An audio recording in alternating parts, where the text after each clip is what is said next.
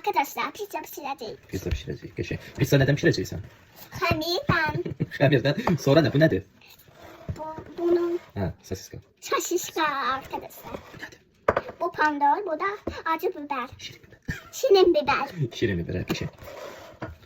Bu nedir? Bu da pendirimiz. Pendir. Bir de haminimiz bunun içindedir. Ya Allah. Öyle. Ver bana da. Hı, verin. Al.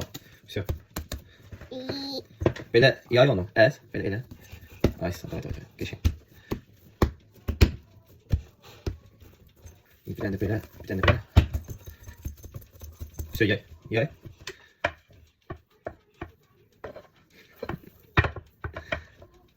Gəl sen biraz kömələsin. Ben de eləmək istedim. Hə, elə.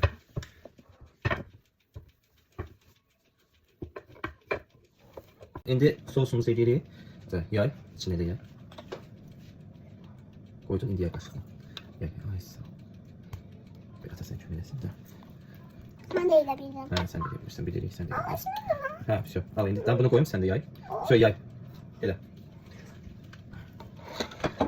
Sosu yaktın, davay. İndi içini doldurmağa başlayır. Birinci al pomidorları yığ. Götür. Pomidor koy içine. De belə, pomidorlardan koy. Bəh. Pomidor bitiriyinə qoymaq lazımdır. Biber. Ay sağ ol, indi biberlərdən də. Biberlərdən də belə elə.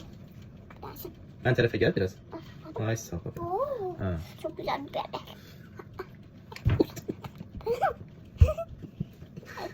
Biberləri bitireyim, ses sıkı. İmsas. Götür. Ben de elə Ha, götür.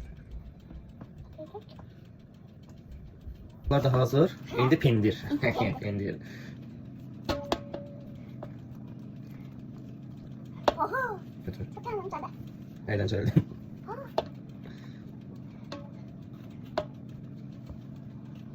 Bu da mələ bizim pizzamız. İndi qoyacaq bişməyə. Bişsin sağ. Görək necə olacaq.